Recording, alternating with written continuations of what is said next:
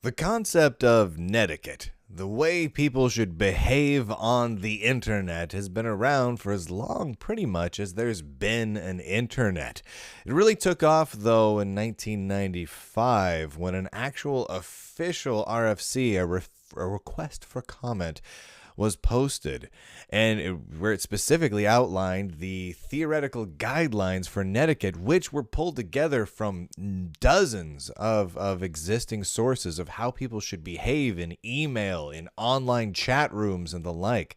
And I think it's interesting. Here we sit in 2019, 24 some odd years since a netiquette became an official thing. Like, there was an official netiquette. It wasn't just a phrase people bandied about for, well, make sure you don't type all in caps, etc., etc.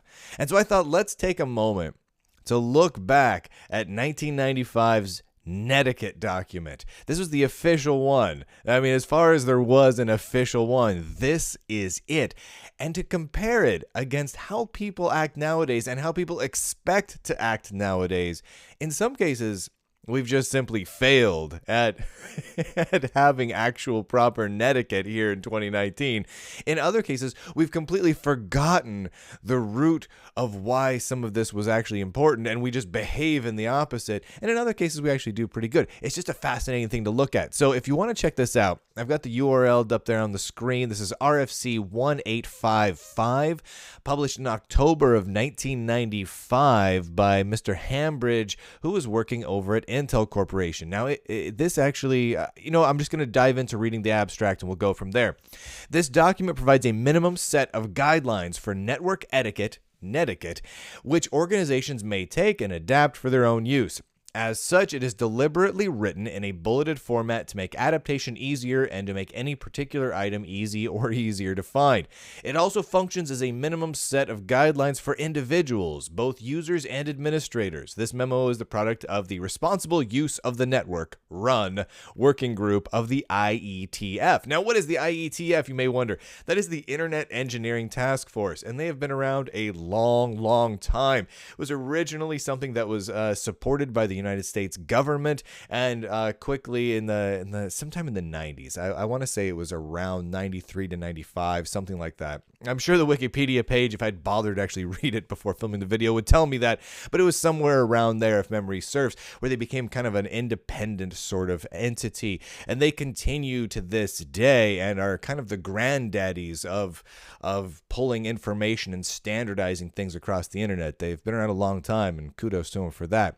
Now, this RFC, this request for comment around netiquette, for many people, was really spurred on by something known as the Eternal September, or Endless September, or the September that never ended. So the Wikipedia article talks a bit about Usenet, but it wasn't really just limited to Usenet.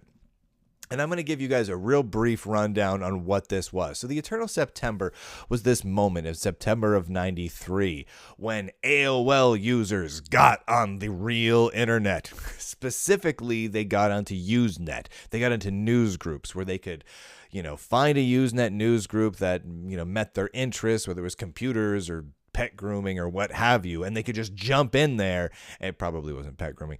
And they could just start talking, and it was awful, because there had been, up till that point, a general understanding most of the time, except for during Septembers when a lot of new college students would get access to Usenet at their colleges for the first time and then behave poorly. But other than that, other than those yearly September rituals of trying to train new users of how to use Usenet, everyone kind of knew how to behave for the most part. Now that doesn't mean there weren't flame wars or there weren't angry people or people behaving poorly, but for the most part, certainly by comparison, it was a much more, I don't want to call it civilized, because this was back in my teenage days here, and I mostly just lurked. I looked around on Usenet. I didn't dare post because I saw some of the people posting on Usenet, and some of them were heroes of mine. And as a nerdy little boy, you don't want to come off bad towards your heroes, because I was already seeing people behaving maybe poorly and getting chastised for it. I was like, I'm not going to do that. So every September, more college kids would come online and they'd be trained. And that people would take the time to say, you know what, we don't post these sorts of questions here. We treat each other with respect, yada, yada, yada. Well, when AOL users got access to the Usenet, to the internet for the first time, they flooded the system and they had no idea what to do and they behaved badly and it was just awful. It was just a giant train wreck. It became the September, except it never ended. It kept going into eternity and it was awful. And then people thought, well, maybe we need a document we can point to, something that we all generally agree on and say that's how people should behave. So thus the Netiquette Guidelines were born a couple of years later. The introduction reads, in the past, the population of people using the internet had grown up with the internet. This is really true. At that point, I mean, even people as young as I was at the time, we had grown up around the internet. While I wasn't there in those early days, I was there in the mid to early days. And so I could see it in its somewhat infancy and its rapidly changing state. And I could appreciate it and understood it for what it was. And many of my friends were the same way. But years later, when everyone from, when our parents all decided to get online, oh, things went bad. And then when our younger cousins who were like 10 or 15 years younger than we are decide to get online 10 years later, oh, it was awful because they didn't grow up with it. As they were growing up, the internet was already established. It was a thing that existed off to the side. But when I was growing up, and when other people older than me were growing up, I was really at the end of that. We grew up with the internet at the same time, and we evolved together. And so I could watch as the internet changed, both culturally and technologically. And it was an interesting time. Anyway, we're technically minded and understood the nature of the transport and the protocols. This is true. Back then, people knew. If you were using the internet, you knew what the tools did. You knew what talk and everything else did back then. And nowadays, most people don't even know what those tools are. Today, the community of internet users includes people who are new to the environment. These newbies are unfamiliar with the culture. This is very, very true. So thus this document's born. Now, what I would like to point out is a handful of these Netiquette guidelines, these rules, these generally agreed upon rules for how people should behave, because I think it's really fascinating. It's really divided into two primary sections, one-to-one communication and one-to-many communication, which really still holds true for how we communicate nowadays. One-to-one communication would be sending a private instant message or sending an email to someone or a direct message on Twitter or whatever, one-to-one. You and someone else. One-to-many would be posting, in the old days, posting to a Usenet news group, posting to a mailing list, that sort of thing. But today also would include things like Twitter and Facebook and anywhere where you're posting things in a message where there's potential for a thread that you're just sending this out to a lot of people. Either you know how many people and it's just a lot, or it's potentially an unlimited number of people and you don't even really know. One-to-many. So I'm not going to go through a lot of the one-to-one items because, well, a lot of it actually gets into, sending file sizes and things like that, which still is important today, but not quite as fundamentally critical as it once was. However, I'm going to jump down here to this. Here's one of these rules for talk. And talk, as it says on there on the screen, is a set of protocols which allow two people to have an interactive dialogue. So instant messaging, basically. Use mixed case and proper punctuation as though you were typing a letter or sending mail. I just would like to point that out because that is something that was a problem back then, and it's a problem nowadays. People have not gotten any better at this. In fact, people have gotten a lot worse. I went through some old Usenet archives from the early 90s, and while there's some terribly written messages in there, it is nothing compared to the drivel, the absolutely abysmally incorrect grammatically and punctuationally, that's a word now, that you see on Twitter or Facebook. Holy heavens. It is just insane how bad we've gotten. Now, it wasn't great then. it's worse now. I just would like to point out that that's ridiculous. Now, a lot of these rules don't really apply so much. Like, a good rule of thumb is to write out no more than 70 characters per line and no more than 12 lines between, per screen or per message. These sorts of things you had to worry about back then because you didn't know how big the terminal, how many characters could be displayed on the terminal of the person receiving your messages. So you had to be aware of that. You'd be aware of your margins, how many lines you were having print out on the screen at once. These were things you had to think about. Nowadays, we don't worry about that so much, but it's interesting. Moving down here, let's move on to one-to-many, because one-to-many is where I feel like the meat's at for this. Anytime you engage in one-to-many communication, all the rules for mail should also apply. We really skipped over that, but feel free to read them at your leisure. They still are valid rules. After all, communicating with many people via one mail message or post is quite analogous to communicating with one person, with the exception of possibly offending a great many more people than in one-to-one communication, right? Therefore, it's quite important to know as much as you can about the audience of your message. This amazes me. People hop on, let's say, Twitter. They have the potential to offend massive amounts of people, and they just let loose.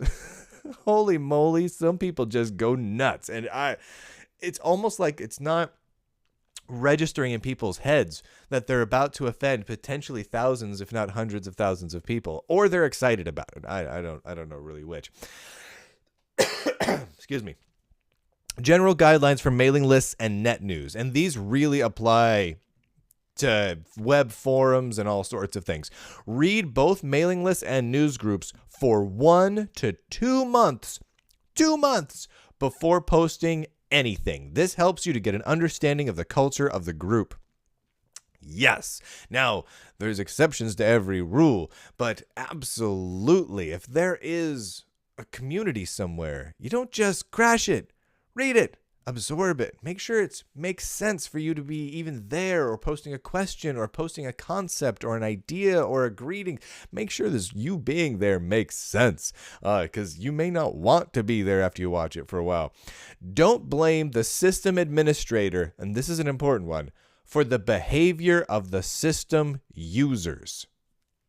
1995, this was a well understood concept of fundamental to the existence of the internet, is that we do not blame system administrators for the behavior of the users of that system under pretty much any circumstance. And that pretty much I added there was more my thoughts. I think the people that wrote this up wouldn't have added a pretty much. And I don't know that they're wrong, and I don't know that I'm right for even adding that pretty much. This is worth thinking about in a day and age when people, oh God, I just said a day and age. That's the lamest thing I could have said right there. In a time when people are freaking out about, oh my gosh, someone I don't like is using this system over here, that system over there. Now we must boycott the entirety of the system. There's really not much of a just difference between an old Usenet news group or an email server and Twitter or Facebook or Mastodon or LinkedIn or any of the variety of other web forums and social media sites and YouTube and everything else. There's really not much of a difference there. You are a person who is consuming content, ones and zeros, from their server, put there by other people. You then interact with it and then post maybe some of your own. You are using their servers. You are using their system resources. You are actually using the system resources of every person that sees the things you write or post. You are using their resources. You don't blame the system administrator because someone else does something you don't like. Maybe the system administrator can take action on that. Maybe it makes sense to take action, but you don't blame them because someone else does something you don't like. That's the rules of the Netiquette. That's the internet rules from the dawn, or closer to the dawn of the internet. I feel like we should remember these things. Consider that a large audience will see your posts. That may include your present or your next boss. Note, again, this is from the mid-90s, way before Facebook and tweeters.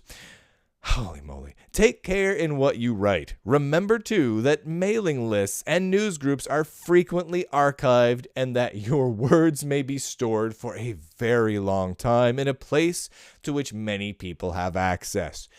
Everyone knows this nowadays, right? It's no big mystery that the internet is all archived constantly, and anything you do and say on the internet is going to be repeatedly backed up, searched for, scrutinized, and used to hurt you until you die.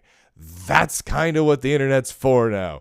Anyway, it's interesting. We understood that concept very well throughout the 1990s. Just understood it. And now people have accepted it so much. We've come to a place where we just accept that that's the reality and then behave poorly on the internet anyway. At least that's what a lot of people do. Assume that individuals speak for themselves and what they say does not represent their organization unless stated explicitly. Now, again, so by the Netiquette rules, whenever you go to, let's say, a Twitter account and in their bio it says, views my own, do not reflect that of my employer. That is, by Netiquette standards, that is a completely unnecessary statement. According to the rules of the internet, well, if you say something, it comes from your mouth, from your fingers, right? It's from your brain, not the brain of whatever company employs you, right? It's not theirs. They know that. And if it is, you'll say so. That's how it was just generally understood. Because honestly, repeating over and over again, no, these aren't the thoughts of anyone else, these are my own thoughts, is kind of a silly and annoying thing. I've done it on this show plenty where I'm like, my own thoughts, not because of some company I work with or anything like that. I say that sometimes. And I find it annoying when I say that. When I say that, hit me over the head with a fish or something like that, because that's annoying. I mean, it's understood. Yes, of course. Those are your own ideas. Forgeries and spoofing are not approved behavior. Yeah, we were wrestling with fake accounts and bots in 1995, folks. That's not something that can possibly ever be fixed at all. Here's the thing. If we have a history where we can look back over, let's say, a quarter of a century, which is what we're talking about here, and we can say that here's a problem that has existed that entire time. There's never been a moment, a nanosecond, when a particular problem specifically did not exist. And people have tried and tried to fix it and cannot fix it. It is a safe assumption to make that it'll probably be at least another quarter of a century before anyone might even begin to make progress on said problem, because realistically it goes back further than that even. It's not a problem we can fix, ever. In fact, in order to fix other problems like personal privacy and security problems, the forgeries and spoofing problems are going to necessarily get worse. Just an interesting thought there. If you should find yourself in a disagreement with one person, I love this rule. Make your responses to each other via mail rather than continuing to send messages to the list or the group. If you are debating a point on which the group might have some interest, you may summarize for them later. Yes! Don't hop on Twitter and have a political argument. Don't go on Facebook or message forums to have a heated argument with someone else. That is lame. I've done it. It's lame. It was lame when I did it. It's lame when that guy over there did it too. It's lame when everyone does it. Don't do it. It was understood to be bad netiquette back then. I think everyone's done it sometimes, but something we got to remember. Take it offline. I hate that phrase. This is a video filled with phrases that make me upset, and they came out of my mouth. Oh my goodness. Take it offline. Make it private. Argue with someone in private, and let it be there. You know?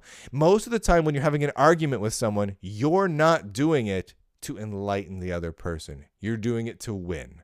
I've seen people on the internet, on, let's say, Twitter, arguing about politics or the politics behind technology or something, and they yell at each other. They're not really, and you see it on all sides of any issue, they're not really trying to help people out a whole bunch with the argument. They're usually just at least one person, but oftentimes both, just being mean at each other and trying to win points. Take it offline. Have a realistic conversation with people. Maybe it's via email. Maybe it's on the telephone. You know, like a real telephone with a little handset and everything. And then if everyone else would be interested in what happened, yeah, summarize it for people. You know, like, hey, I had this great conversation with so-and-so. Yeah, it got a little heated, but, you know, we're still respectful, blah, blah, blah. Maybe. Don't get involved in flame wars. Neither post nor respond to incendiary material. 97.83% of all of Twitter is incendiary material. When it's not incendiary, it's adorable. Like it's like dogs or like cute pictures or something like that. But the rest of it is incendiary. It's just people being mean to each other or trying to like get people poked and riled up enough that they'll be mean to someone else. And then other people can jump in and go, ha, you were mean. That's what Twitter is. That's what social media is. That's what all that stuff is. It really is. Don't do it. Netiquette understood that was a problem. It was a problem back then. It became more of a problem after AOL came around. And then, then the internet just took off, and then it never ended. It just new users constantly flooding things. So much so that Usenet became just unusable. Everyone just abandoned Usenet. But they understood back then. Do not get involved in flame wars. If someone posts something incendiary, don't reply and be like, oh, you're so horrible, and then report it to Twitter.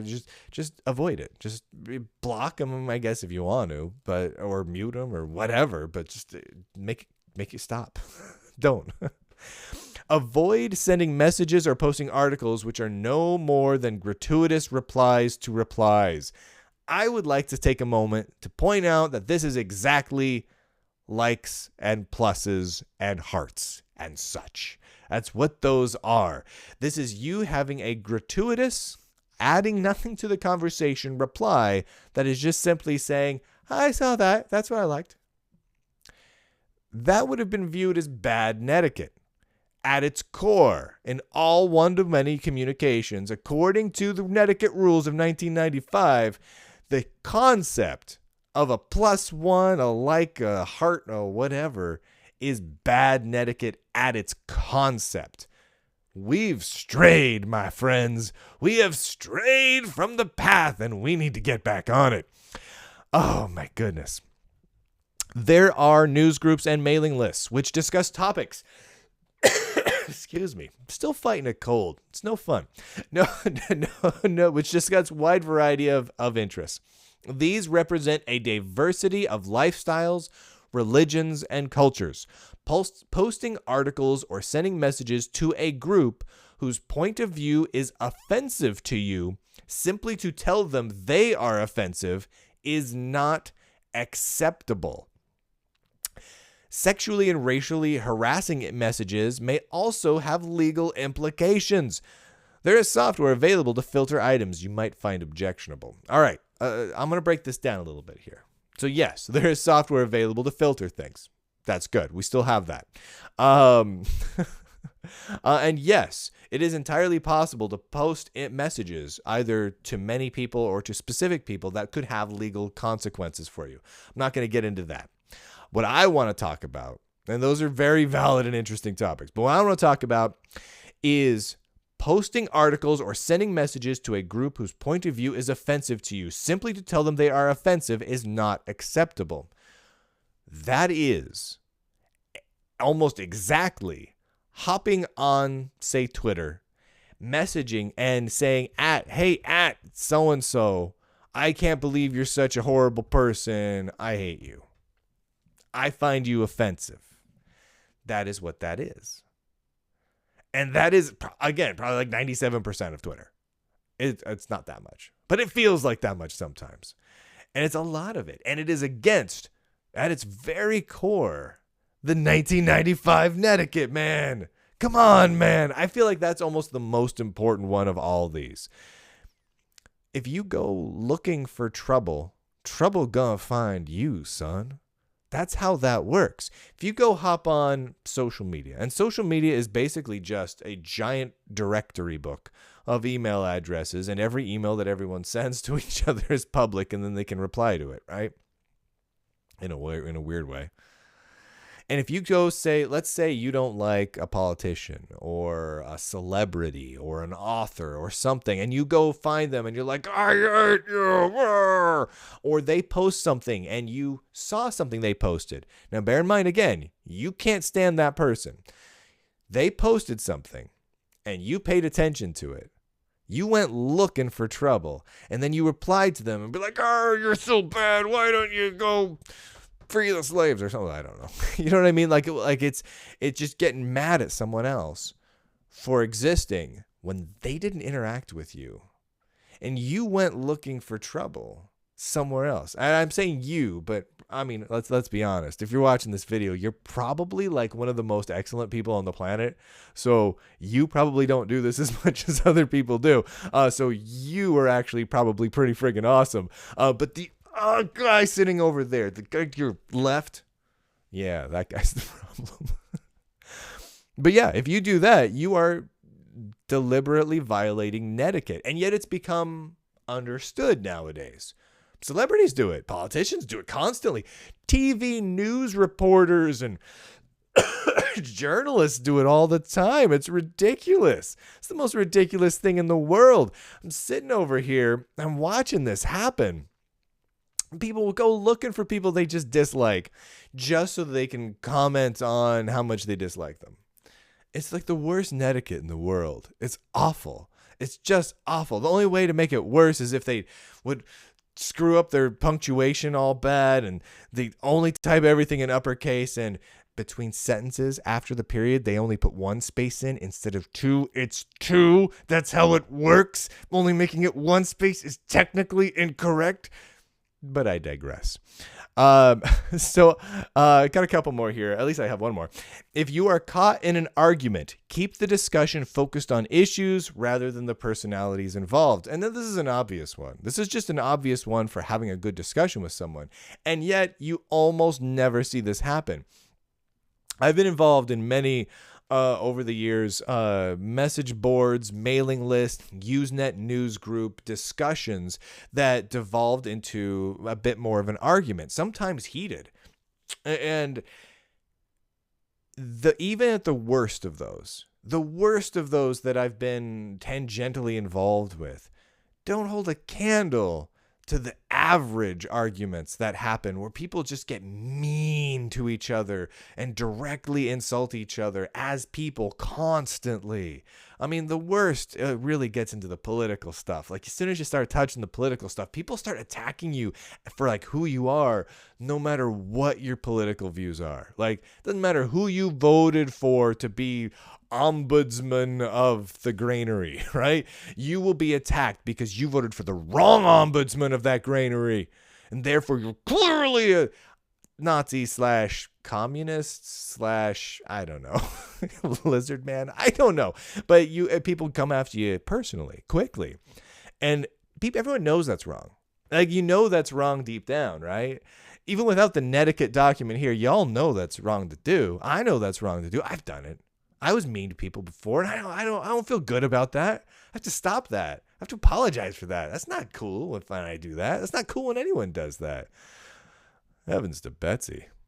This is turning into a video where I'm just telling all the youngsters to be cool. The rest of this document is really fun to read. General guidelines. Remember that all these services belong to someone else. The people who pay the bills get to make the rules governing usage. Information may be free, or it may not be. Be sure you check. All right, now here's an interesting thought.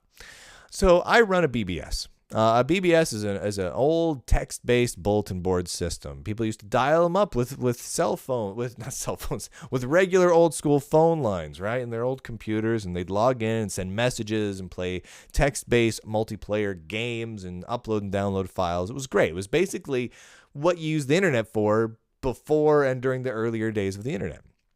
So, at least in terms of popularity. But back then, things were very clear. When you call someone else's BBS, you were dialing a physical phone number. The way the laws were written, you were then entering someone else's property, right? So it was very clear. I am coming into your house where your computer is stored by making this phone call. That's how that law works, at least within the United States, which made it very easy for a BBS operator to make whatever rules they wanted. I mean, they could be like, no, you arbitrarily cannot be here. Go away. I don't like you. No matter how big and popular and amazing their BBS was. And it doesn't matter if 100% of every person in the town or city that BBS existed in used the BBS every day. You could still say, Steve can't come on. Steve, you get off the BBS. You're blocked. You're banned for life. And that's fine because it's your house and you make the rules and you can make the rules however you want. Nowadays, things get a little blurrier. If you connect to a server, you're not probably connecting to, let's say you connect to Twitter's servers. You're not really connecting to the CEO of Twitter, Jack's house. And even if you were, the laws are getting a little bit hazy about how that's really working now because you're not dialing a phone number that people could just pick up and talk to you, right? So the laws get real weird in that regard. But back then, it was very clear. The system administrator, the system operator, the sysop makes the rules, and you just have to follow them because they are, in that realm, God. Nowadays, we start boycotting websites and we pressure them to do different things, and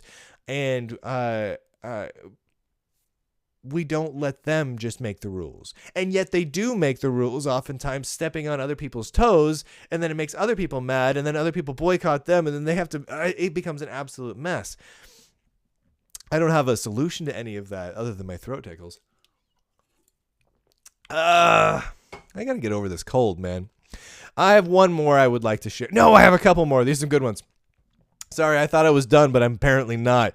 Know how file names work on your own system. Yes. Know how file names work, suckers. Do not assume that any information you find is up to date and or accurate. Remember that new technologies allow just about anyone to be a publisher, but not all people have discovered the responsibilities which accompany publishing. Weird that hasn't changed, huh? In fact, it's gotten worse. Now anyone can post a blog, and if you get enough re-likinations and share-mifies, then it becomes on the evening news, and all of a sudden it's a valid news source. It is ridiculous. Since the internet spans the globe, remember that information services might reflect culture and lifestyle markedly different from your own community. Materials you find offensive may originate in a geography which finds them acceptable. Keep an open mind. I like to just think maybe we should just be excellent to each other. Anyway, feel free to read this. It's great. The bibliography is great. And what's especially great about the bibliography is that here's this, and this is a very real thing. Guidelines for responsible use of the internet from the United States House of Representatives Gopher, which used to exist at a Gopher URL of gopher.house.gov at port 70. There was an official thing where the United States House of Representatives had a Gopher server. Awesome. We need to go back to that, man. For those of you who don't know, Gopher is like what, the web was. You use a Gopher browser, a Gopher application, and you connect to a Gopher protocol server instead of an HTTP server and serve up HTML files. Though people don't really do that nowadays either. I'm feeling old right now. But yeah, most of these Netiquette guidelines, in fact, if you find any of them that still exist, I would be really, really surprised. I clicked on several of these links, and man, I tell you what, I did not go anywhere. But this is just This is glorious. I highly recommend reading through this. It is entertaining. It is fun. It is weird to look back on how far we have slipped and devolved as a society using the internet. We are way worse off now than we were in 1995. And in 1995, things were already problematic, and people already saw the writing on the walls of what was going to happen if we didn't get a hold of this. Luckily, we didn't get a hold of this, so now we've just got a document to look back on where we can cry. I said luckily, but there was no happy ending to that. This absolutely ridiculous episode of the Lunduke Show is brought to you by Pogo Linux, who I am capturing their webpage here, cut off and cropped weird. That's my fault. It says Ogo Linux in the top corner there, but it means Pogo Linux, not Ogo Linux. Go check out their servers. They're friggin' awesome. Best workstations on the planet. Good high quality components. They'll customize it for whatever you need, and they'll put all sorts of different Linux distros on it. They're absolutely friggin' amazing. PogoLinux.com and Lulzbot 3D printers. Makers of the best 3D printers on planet Earth, possibly even the universe. Multiple tool heads, heated, self-leveling bases for actually printing surfaces for everything. You can get all sorts of different really, really fantastic filaments from them. You can even get an extruder. A tool head that's a dual extruder, which basically means that one of them will pump out your filament, whatever it is, some sort of PLA or something like that. And the other one will extrude out this water-soluble white stuff. It's awesome because you can basically print the supports for whatever you're printing as you're printing the thing you're printing. So a lot of times, for those of you who don't know, if you do a little bit of 3D printing and you have something that has like an overhang, this one time I was printing a globe, basically just a ball, and it has a big overhang because it's a ball. There's no one flat side for it to sit on. But if you make supports for it, you then can print it without it falling over because nothing was there to hold it up while it was printing. It can print the supports, but if you print it with the same material, you got to cut it off and sand it down, and it's a lot of work. You get the dual extruder heads. You print out the same thing and then put the darn thing in a jug of water and shake it for a bit. They've got some videos up on their website. It's really, really cool. And it just goes away. So handy. Lulzbot.com and Purism. Go to puri.sm, and their website's a little cropped too. I crop things funny today.